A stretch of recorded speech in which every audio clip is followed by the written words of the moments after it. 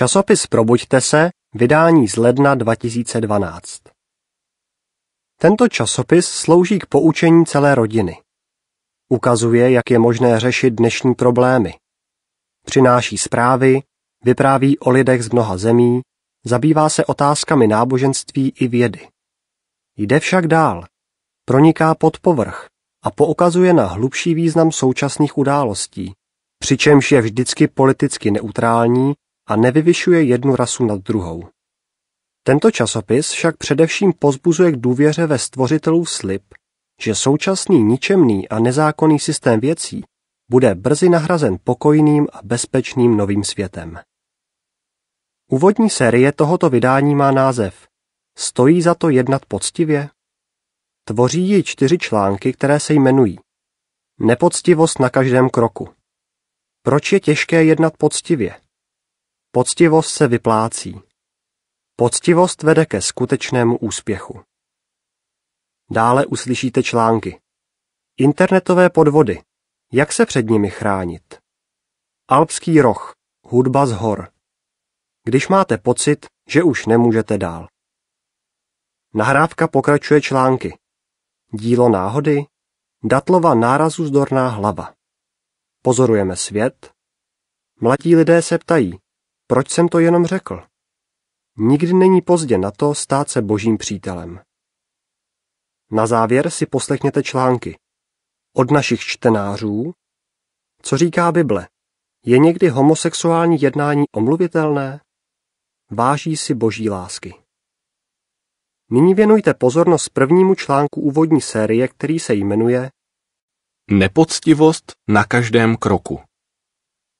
Danny pracuje pro velkou obchodní společnost v Hongkongu. Při návštěvě továrny jednoho potenciálního dodavatele vyjádřil obavy, zda továrna dokáže při výrobě splnit normy požadované Dannyho společností. Později mu při obědě manažer továrny dal obálku.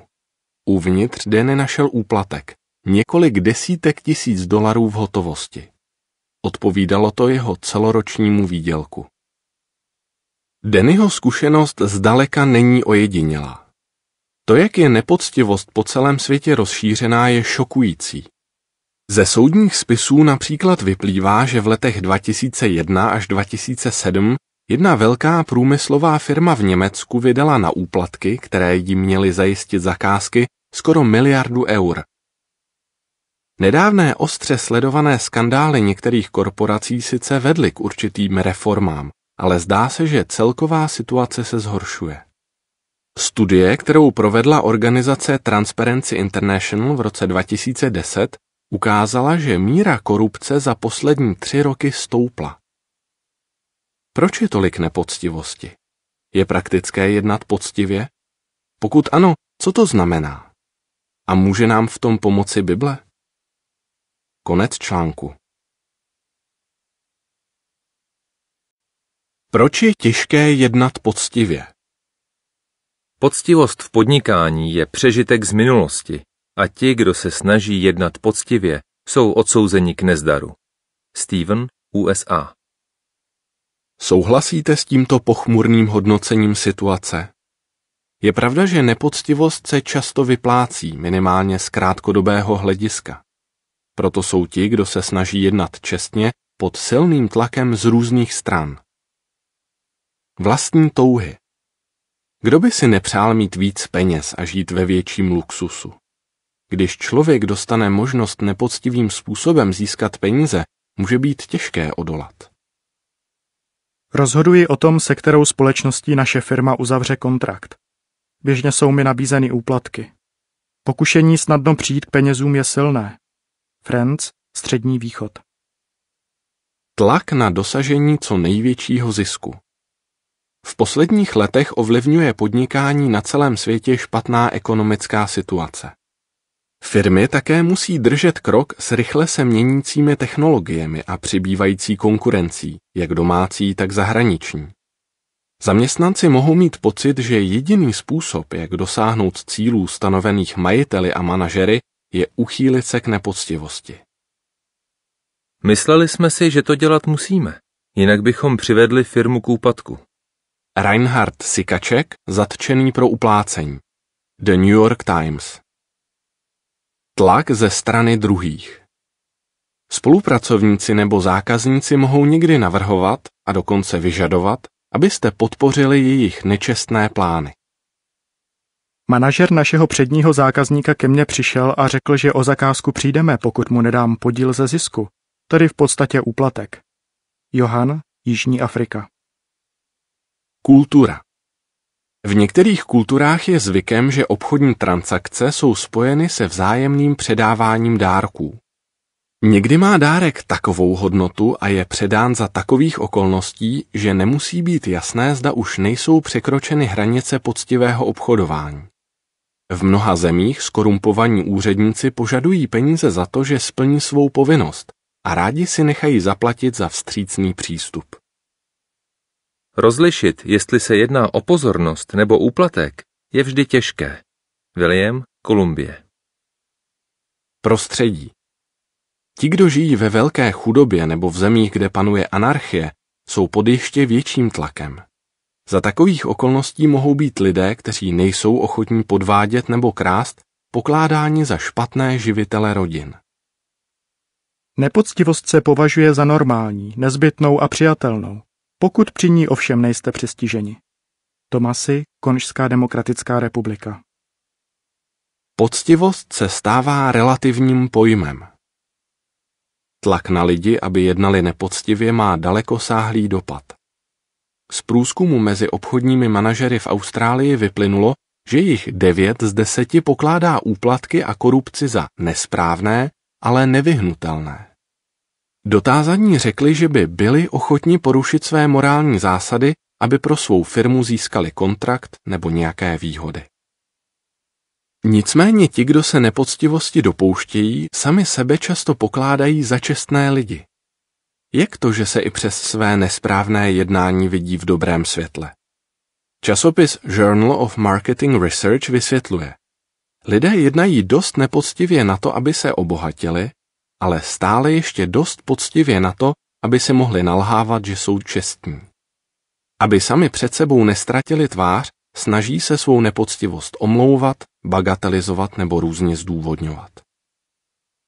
Například se vyhýbají výrazům, které by zněly pohoršlivě. Lhaní nebo podvádění se schová za konkurenční boj a úplatek může být označen jako pozornost nebo poplatek za urychlení zakázky. Jiní své pochybné chování omlouvají tak, že používají volnější definici poctivosti.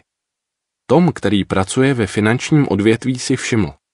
V očích lidí je poctivost spíše o tom, co jim podle zákona projde, než o tom, co je skutečně pravda.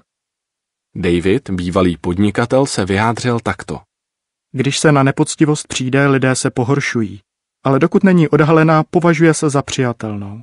Ti, kterým prochází, jsou pokládáni za chytré a kreativní. Mnozí by dokonce řekli, že pro úspěch je nepoctivost nezbytná.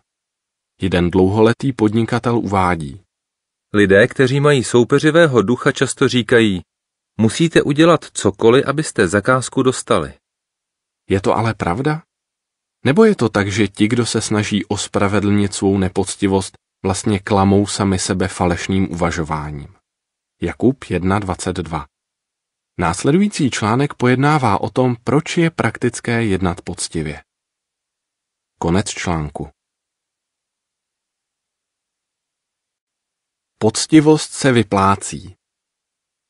Chléb získaný falší je muži příjemný, ale potom se mu ústa naplní štěrkem. Přísloví 20:17. Je nutné používat nepoctivé praktiky, když chce být člověk v podnikání úspěšný? Odpověď je ne. Nepoctivý člověk je často sám proti sobě. Proč? Poškozuje totiž svůj morální kredit. Naproti tomu člověk s dobrým morálním kreditem vzbuzuje důvěru, což je základním předpokladem pro dlouhodobý úspěch. Hodnota důvěryhodnosti. Ať si to uvědomujete nebo ne, to, zda máte pověst poctivého člověka, má vliv na to, zda budete úspěšní. Vyplývá to ze zkušenosti, kterou udělal Franz, jehož výrok jsme slyšeli v předchozím článku. Vypráví. Když jsem začal pracovat u nás ve firmě, zaměstnavatel si na řadě situací testoval mou poctivost a morální zásadovost, aniž bych o tom věděl. Později jsem se dozvěděl, že jsem obstál. Díky tomu mám odpovědnější pozici, volnější ruku a jsem lépe finančně ohodnocen. Vím, že ve firmě jsou lidé, kteří by moji práci dělali lépe než já a kteří jsou určitě i chytřejší. Já si ale myslím, že se o své místo nemusím bát, a to právě díky tomu, že mi zaměstnavatel důvěřuje. Zbytečně neriskujte. Podnikatel David, jehož výrok jsme slyšeli v předchozím článku, popisuje svou zkušenost.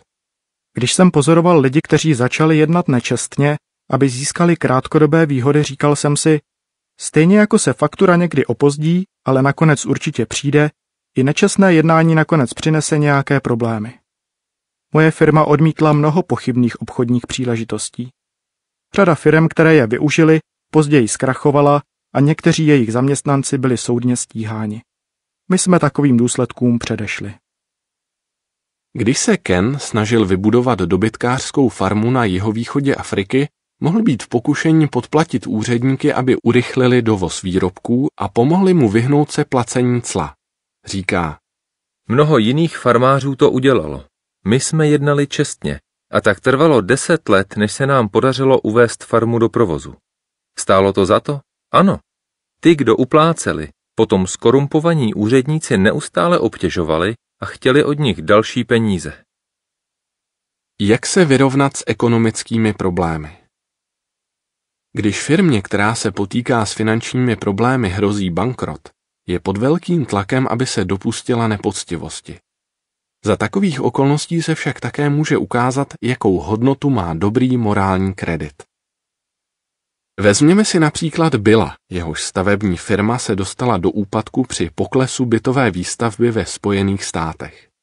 Bill vypráví: Řada našich důležitých zákazníků zkrachovala a zůstala nám dlužná $100,000. Když situace vypadala beznadějně, oslovil jsem jednu konkurenční firmu s dotazem, zda by někoho z nás nezaměstnala. Do 48 hodin po tomto setkání mi její vedení nabídlo, že zaměstná mě i většinu mých pracovníků. Bylo mi řečeno, že mám pověst čestného člověka, který poskytuje kvalitní služby. Všichni ti, jejichž zkušenosti jsme uvedli, jsou svědkové Jehovovi. Zásady, kterými se řídí při podnikání, stejně jako v jiných oblastech života, jsou založeny na Bibli. Jak jsme mohli vidět, poctivost jim v úspěchu nejenže nebránila, ale dokonce k němu přispěla. Vždy však budou vznikat situace, ve kterých se zdá, že zachovat se nepoctivě by bylo výhodné.